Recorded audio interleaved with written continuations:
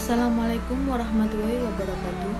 Kami dari kelompok 11 akan mempresentasikan hasil diskusi kami yang berjudul Akuntansi Bea Perolehan Hak Atas Tanah dan Bangunan yang biasa disingkat sebagai BPHTB. Perkenalkan, nama saya Putri Rizkia. Saya akan menjelaskan dasar hukum dari BPHTB. Yang pertama yaitu Undang-Undang Republik Indonesia Nomor 21 Tahun 1997 tentang Bea Perolehan Hak Atas Tanah dan Bangunan. Yang kedua yaitu PP Nomor XX Tahun 2000 dan yang ketiga yaitu Kepmenkeu Nomor XX/KMK 04/2000. Selanjutnya, saya akan menjelaskan tentang akuntansi bea perolehan hak atas tanah dan bangunan. BPHTB merupakan bea yang dikenakan pada setiap pemindahan hak termasuk hibah wasiat atas harta tetap dan hak-hak kebendaan atas tanah yang pemindahan haknya dilakukan dengan akta. Sebelumnya, perkenalkan, nama saya Elina Yatil Kamelia. Saya akan melanjutkan presentasi dari teman saya, yaitu tentang objek BPHTB. Objek BPHTB terbagi jadi dua, yaitu perolehan hak dalam istilah pemindahan hak, dan yang kedua perolehan hak dalam istilah pemberian hak baru. Yang pertama ada perolehan hak dalam istilah pemindahan hak. Hal ini terjadi karena jual beli, tukar menukar, hibah wasiat, hibah, waris, pemasukan dalam perseroan atau badan hukum lainnya, pemisahan hak yang melibatkan peralihan, keputusan hakim yang memiliki hukum tetap, penunjukan pembeli dalam lelang, penggabungan usaha, peleburan usaha, pemekaran usaha, dan juga hadiah. Yang kedua ada perolehan hak dalam istilah pemberian hak baru. Hal ini terjadi karena kelanjutan pelepasan hak dan juga di luar pelepasan hak. Selanjutnya ada objek pajak yang tidak dikenakan BPHTB. Yang pertama perwakilan diplomatik, konsulat berdasarkan asas perlakuan timbal balik. Yang kedua negara untuk penyelenggaraan pemerintahan atau untuk penyelenggaraan pembangunan dana kepentingan umum. Yang ketiga badan atau perwakilan organisasi internasional yang ditetapkan dengan keputusan menteri dengan syarat tidak menjalankan usaha atau melakukan kegiatan lain di luar fungsi dan tugas badan perwakilan organisasi tersebut. Yang keempat ada orang pribadi atau badan wakaf. Yang kelima ada orang pribadi atau badan karena dikonversi hak dengan hukum lain dengan tidak adanya perubahan nama. Yang terakhir adalah orang pribadi atau badan yang digunakan untuk kepentingan ibadah. Assalamualaikum warahmatullahi wabarakatuh. Saya Nur Islamnya. Saya akan melanjutkan presentasi dari teman saya yang sebelumnya yang menjelaskan dasar pengenaan pajak. 1. Jual beli adalah harga transaksi. 2. Tukar menukar adalah nilai pasar. 3. Hibah wasiat adalah nilai pasar. 4. Hibah adalah nilai pasar. 5. Waris adalah nilai pasar. 6. Pemasukan dalam perseroan atau badan hukum lainnya adalah nilai pasar. 7. Pemisahan hak yang mengakibatkan peralihan adalah nilai pasar. 8. Pemberian hak baru atas tanah sebagai kelanjutan dari pelepasan hak adalah nilai pasar. 9. Pemberian hak baru atas tanah di luar pelepasan hak adalah nilai pasar. 10. Penggabungan usaha adalah nilai pasar. 11. Peleburan usaha adalah nilai pasar. 12. Hadiah adalah nilai pasar. 13. Pemekaran usaha adalah nilai pasar. Dan 14. Penunjukan pembeli dalam lelang adalah harga transaksi yang tercantum dalam risalah lelang. Dasar pengenaan BPHTB. Pengenaan BPHTB karena waris dan hibah wasiat BPHTB yang terutang atas perolehan hak karena waris dan hibah wasiat adalah sebesar 50% dari BPHTB yang seharusnya terutang. Yang kedua, pengenaan BPHTB karena pemberian hak pengelolaan. Besarnya BPHTB karena pemberian hak pengelolaan adalah sebagai berikut. Yang pertama 0% dan BPHTB yang seharusnya terutang dalam hal penerimaan hak pengelolaan adalah departemen, lembaga pemerintahan non-departemen, pemerintahan daerah provinsi dan kabupaten, lembaga pemerintahan lainnya, dan perusahaan umum pembangunan perumahan nasional atau Perumnas. Yang ketiga 50% dari BPHTB yang seharusnya terutang dalam hal menerima hak pengelolaan selain dimaksud di atas.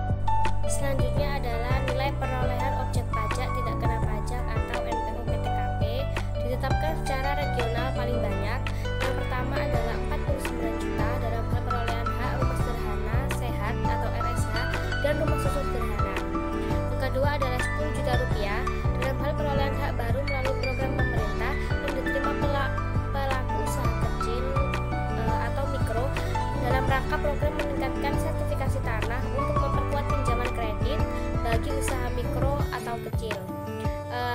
ketiga adalah 300 juta rupiah dalam hal perolehan hak karena waris atau hibah wasiat yang diterima orang pribadi yang masih dalam hubungan keluarga, sedarah dalam garis keturunan, lurus 1 derajat ke atas atau lurus 1 derajat ke bawah dengan pemberi hibah termasuk istri atau suami. Yang terakhir adalah paling banyak 60 juta rupiah dalam hal selain yang disebutkan di atas. Lalu selanjutnya ada saat, tempat, dan cara pembayaran pajak terutang. Yang pertama adalah jual beli adalah sejak tanggal dibuat dan ditandatanganinya akte. Yang kedua adalah tukar menukar adalah sejak tanggal dibuat dan ditandatanganinya akte. Yang ketiga adalah hibah adalah sejak tanggal dibuat dan ditandatanganinya akte. Yang keempat adalah waris adalah sejak tanggal yang bersangkutan mendaftarkan peralihan haknya ke kantor pertanahan. Yang kelima adalah pemasukan dalam perseroan atau badan hukum lainnya adalah sejak tanggal dibuat dan ditandatanganinya akte. Yang keenam adalah pemisahan hak yang mengakibatkan peralihan adalah sejak tanggal dibuat dan ditandatanganinya akte. Lalu yang ketujuh adalah lelang adalah sejak tanggal penunjuk pemenang lelang. Yang kedelapan adalah putusan hakim adalah sejak tanggal putusan pengadilan yang mempunyai kekuatan hukum yang tetap. Yang kesembilan adalah hibah wasiat adalah sejak tanggal yang bersangkutan mendaftarkan peralihan haknya ke kantor pertanahan. Selanjutnya yang ke-10 adalah pemberian hak baru atas tanah sebagai kelanjutan dari pelepasan hak adalah sejak tanggal ditandatangani dan diterbitkannya surat keputusan pemberian hak. Selanjutnya yang ke-11 adalah pemberian hak baru di luar pelepasan hak adalah sejak tanggal ditandatangani dan diterbitkannya surat keputusan pemberian hak. Selanjutnya yang ke-12 adalah penggabungan usaha adalah sejak tanggal dibuat dan ditandatanganinya akte. Yang ke-13 adalah peleburan usaha adalah sejak tanggal dibuat dan ditandatanganinya akte. Selanjutnya nomor 14 adalah pemekaran usaha adalah sejak tanggal dibuat dan diterbitkannya akte. Dan yang terakhir adalah hadiah sejak tanggal dibuat dan diterbitkannya akte. Saya Ilma Rahmatus Soliha akan melanjutkan presentasi dari teman saya sebelumnya. Tempat pajak terutang adalah di wilayah kabupaten, kota, atau provinsi yang meliputi letak tanah dan bangunan. Cara pembayaran pajak adalah wajib pajak membayar pajak yang terutang dengan tidak mendasarkan pada adanya surat ketetapan pajak. Pajak terutang dibayar ke kas negara melalui kantor pos, bank BUMN maupun BUMD, atau tempat pembayaran lainnya ditunjuk oleh Menteri Keuangan dengan surat setoran bea perolehan hak atas tanah dan bangunan. Slide selanjutnya, saya akan menjelaskan tentang contoh kasus BPHTB.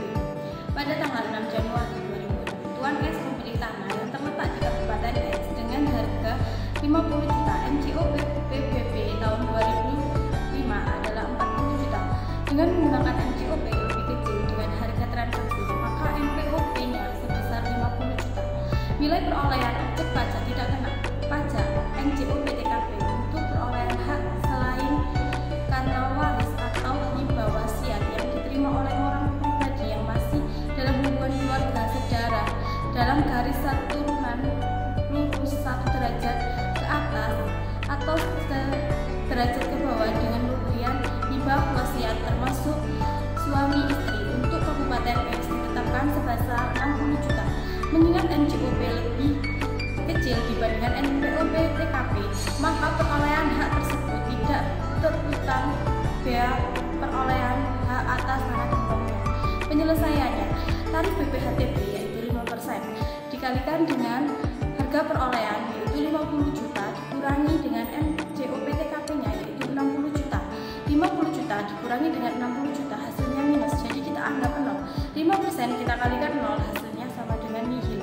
Jadi dalam hal tersebut tidak dikenakan biaya BPHTB. Demikian presentasi kami dari kelompok 11.